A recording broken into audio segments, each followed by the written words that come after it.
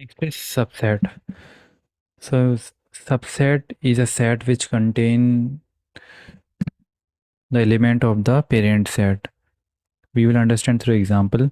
Let us say if I write A is equal to 1, 2, 3, and if I have to make subset from the element of the set A, so let us say 1.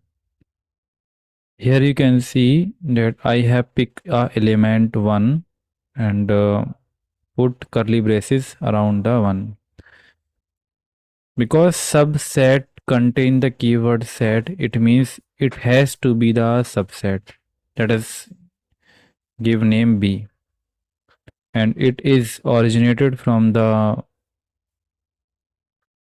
element of the parent set. Here A is the parent set and B is the set derived from this one. So the subset contain the element from the parent set. It doesn't mean that it will contain only the single element. The set, let us say C, can contain one or two, or it may be possible that it can contain full set as well. Let us say I create 2, 3. Let us say I create D which contain all the three elements. And it is also possible that there will be another set which does not contain any of the set. That is null set or phi. That is empty set. So how we will create the relation between these two? So the relation will be created like this. B is a subset of A. B is a subset of A. And already we have discussed the sign belongs to.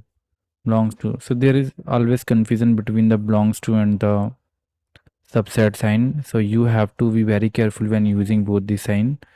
C is a subset of A. D is a subset of A.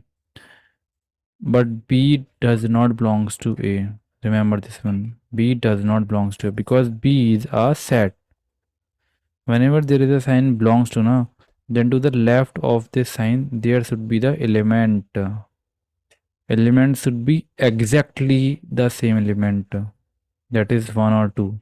That is 1 belongs to A, 2 belongs to A, but 2, 3 does not belong to A because the combination of the elements become the set, and set are not belongs to. Set is a subset of the parent set.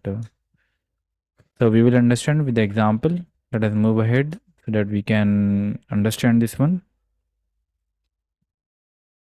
Here, phi A and 1, 3. Please pause the video and take some time to do this question. Okay, now let me check. Here is a phi which is equal to the null set. So this is one of the important concept hidden here, that null set is a subset of every set, whether it is visible or not visible. A is equal to 1, 3. If I write all the subset here, then first subset will be null set 1, 3, 1, 3. So these are the subset. Now phi is a subset of B, whatever variable. A and B. A contain 1, 3, B contain 1, 5. So A is not a subset of B. A contain 1, 3 and C contain 1, 3, 5, 7, 9. So from 1 and 3 we can create a subset which is a A. So A is a subset of C. Now let us talk about the B. B and C. B contain 159. 159 available here. So B is a subset of C. Understood?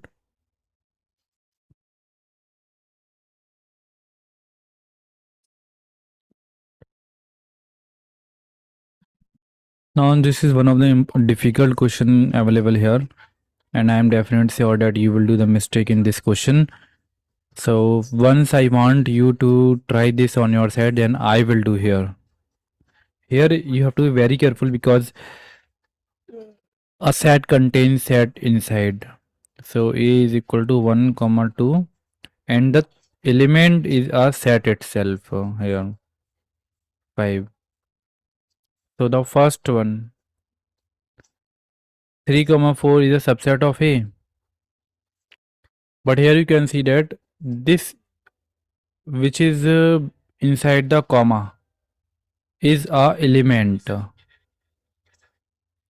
So 3 comma 4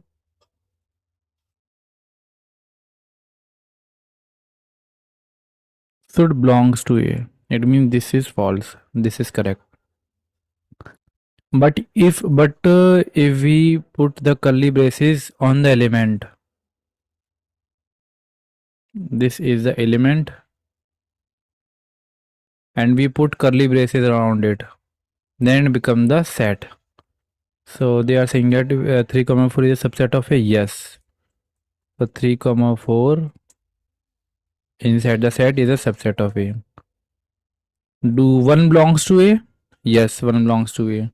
1 is a subset of A? No. How can an element be subset until curly braces are not available here? Because a subset is a set itself. So this is false. 1 to 5 inside the curly braces. 1 to 5. Yes. Is a 1 to 5 belongs to A? No. 1 to 5 is not an element. Na? So this is false. 1 2 3 is a subset of A? No. If we put 1 to 5, then it can be the subset, but 1 to 3 cannot now, because 3 is a part of another element. False. 5 belongs to A? No. 5 is a subset of every set. So this one is correct. Can we put the curly braces on the 5? No. So these are the question. Please check and verify yourself. So let us move to the next topic now.